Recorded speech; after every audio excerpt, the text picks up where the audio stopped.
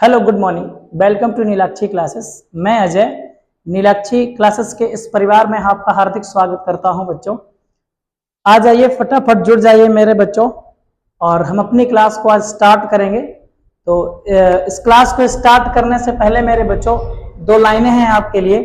कहने की बदल जाओ वक्त के साथ या फिर वक्त बदलना सीखो, मजबूरियों को मत कोसो, हर हाल में चलना सीखो। चलिए मेरे बच्चों हम अपनी क्लास को स्टार्ट करते हैं।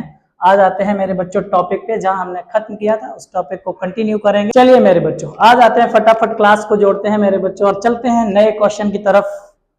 अच्छा, लास्ट वीडियो मैंने बच्चों पब्लिश करा था, उस पर व्यू बहुत कम आए। उसका रीजन ये था, बाकी हमारे स्टूडेंट में कोई कमी नहीं थी मेरे बच्चों ने, ऐसा नहीं था कि जानबूझ के व्यू नहीं किया।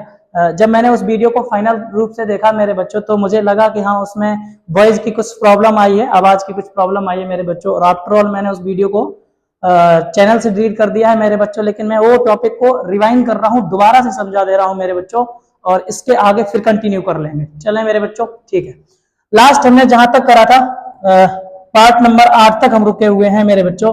आज पार्ट नंबर 9 को हम लेके आए हैं और इसमें आपके लिए वो सारे तथ्य लेके आए जो हमने लास्ट क्लास में लिए थे, लेकिन वो किसी कारणवश मेरे बच्चों क्लास जो थी वो गड़बड़ हो गई थी, या कह सकते टेक्निकल प्रॉब्लम के कारण मेरे बच्चों आवाज नहीं आई थी।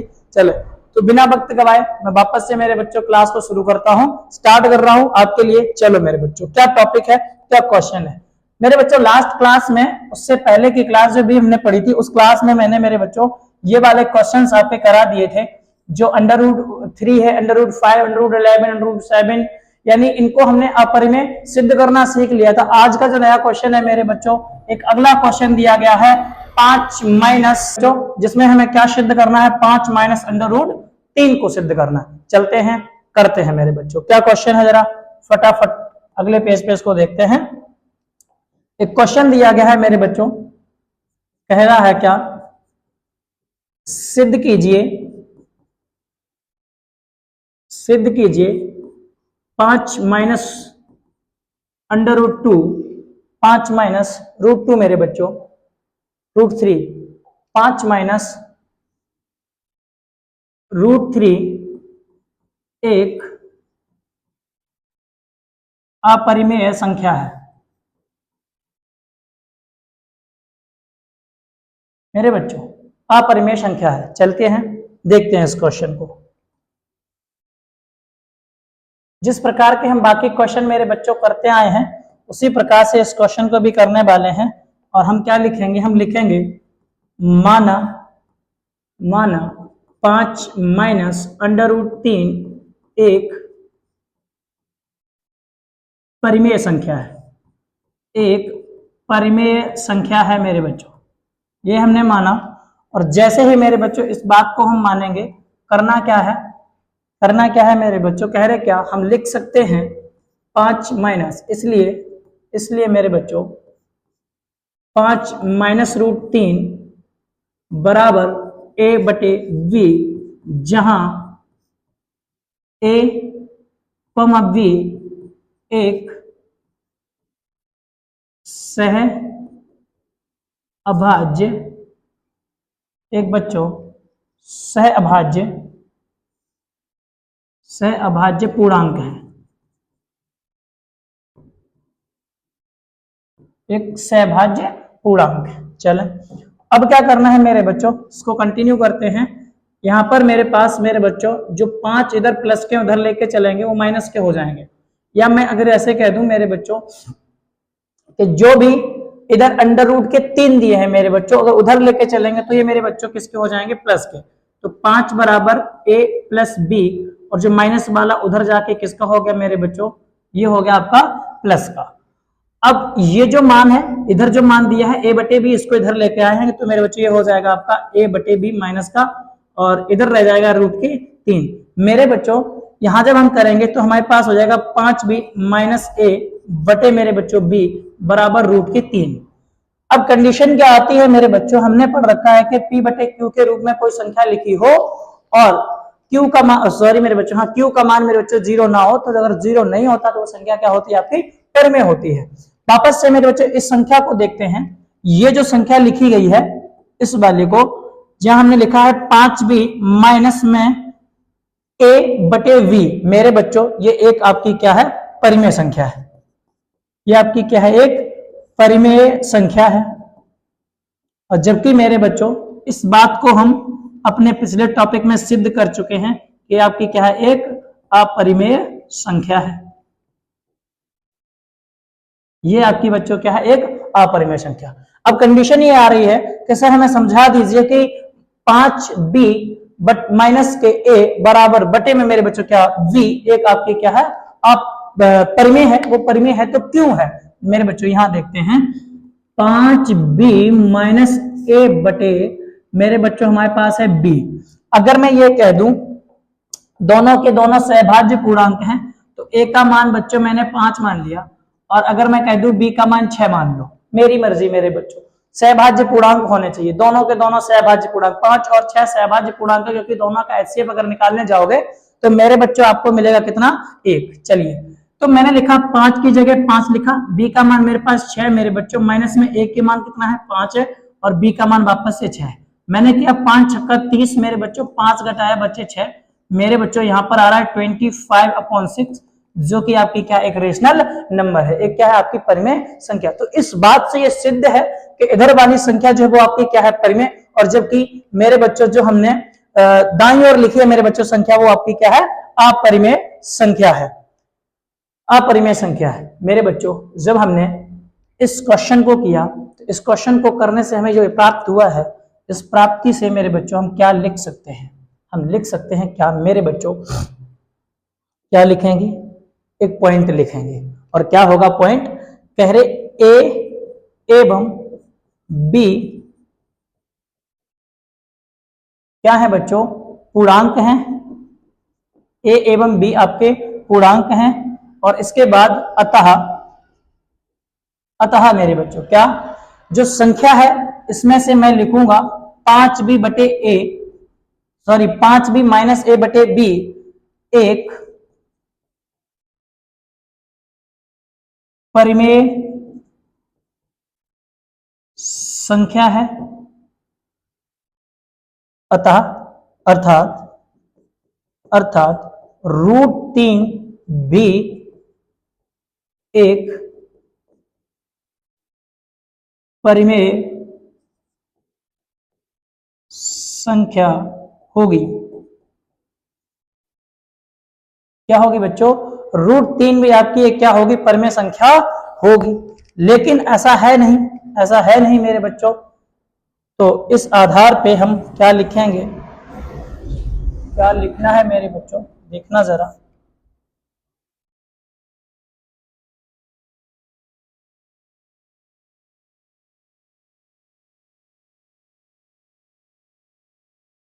क्या लिखना बेटा, यहां लिखेंगे क्या, नहीं है। हाँ आपकी क्या बोला मैंने बोला कि ए और बी आपके क्या है, पूर्णांक है। अतः 5b माइनस ए बटे बी आपकी एक क्या होगी, परिमेय संख्या है। तो इस हिसाब से तो मेरे बच्चों √3 भी आपकी क्या होनी चाहिए, एक परिमेय संख्या होगी। परंतु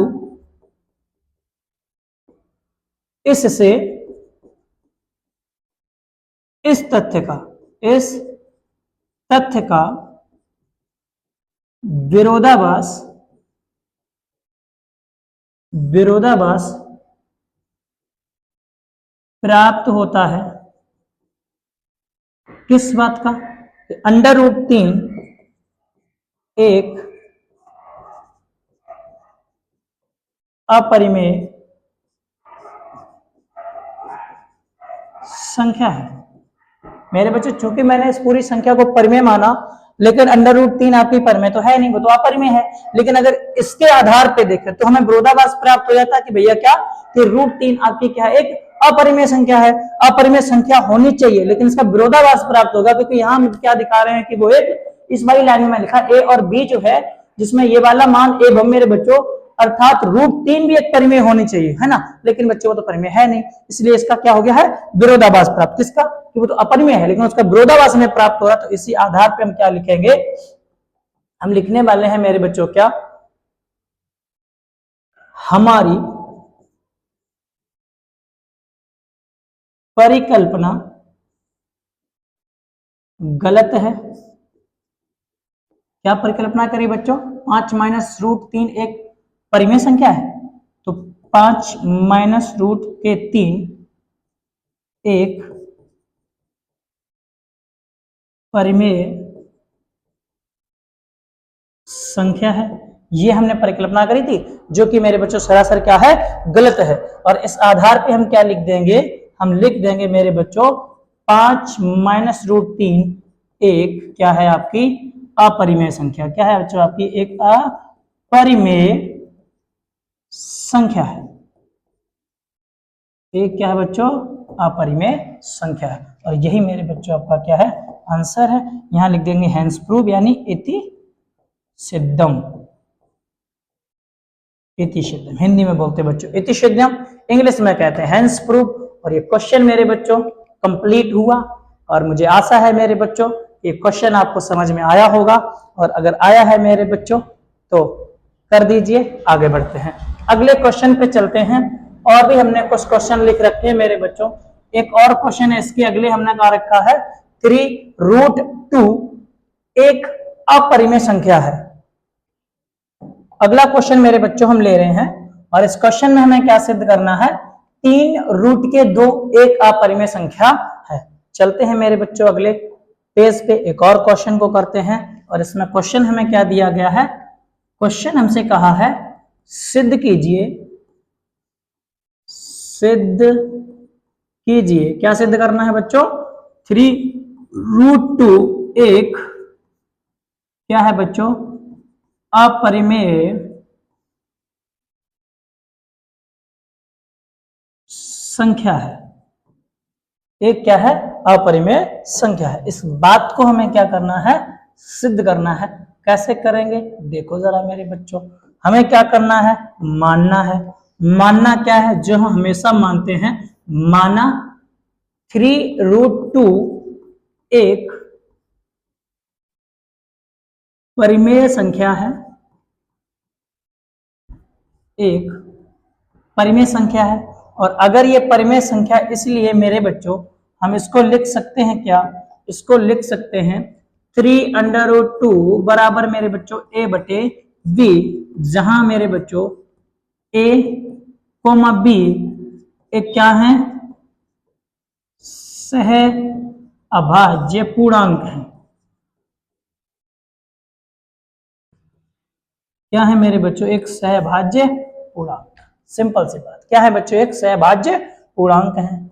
और इस आधार पे मेरे बच्चों यहाँ जो 3 है गुणा में, अगर मैं उधर लेके जाऊंगा तो मेरे पास बचेंगे √2 बराबर a बटे 3b। वापस से मेरे बच्चों हम वही बात कर रहे हैं कि ये जो संख्या है बच्चों ये आपकी क्या है एक अपरिमेय संख्या। हम सिद्ध भी कर चुके हैं बच्चों। और अगर इस संख्या का मैं बात करूं तो बच्चों ये क्या है आपकी परिमेय संख्या है। ये आपकी क्या है परिमेय संख्या। सर जी बता दीजिए कैसे परिमेय है ये।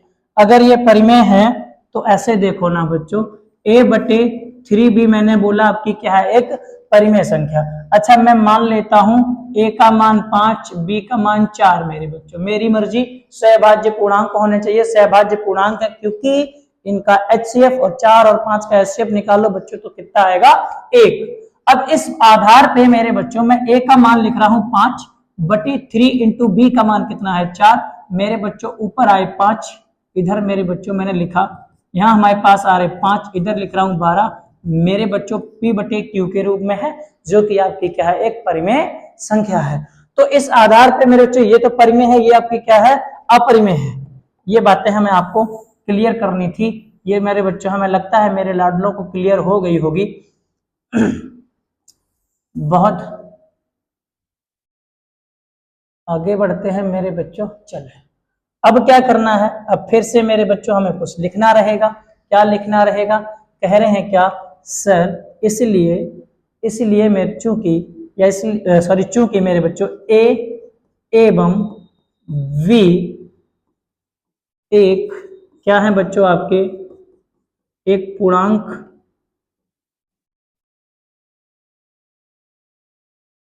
संख्याएं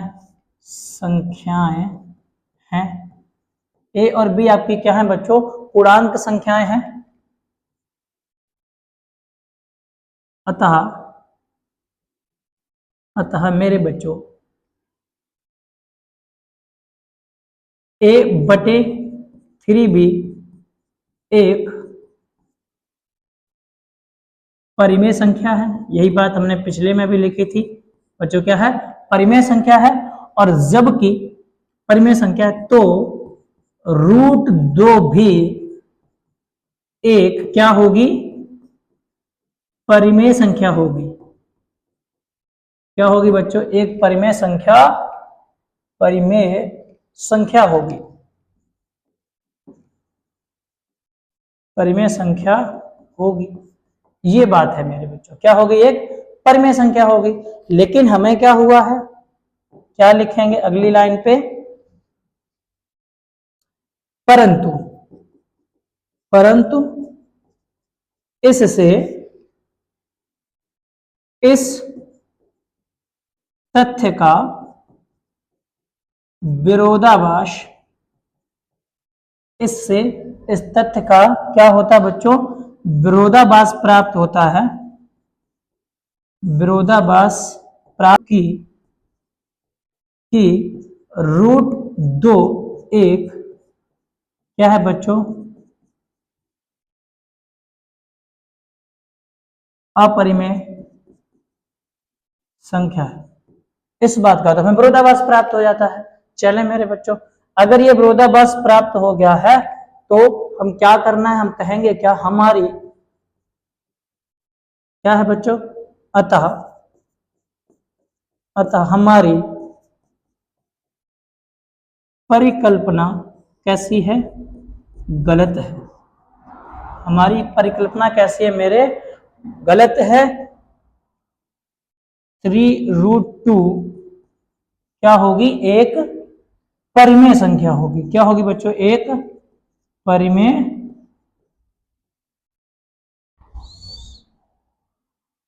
हमारी क्या परिकल्पना गलत है बच्चों? हमारी परिकल्पना गलत है कि 3√2 एक क्या होगी? परिमेय संख्या होगी। क्या होगी? एक परिमेय संख्या होगी। ये हमारी परिकल्पना थी जो कि गलत हो गई है।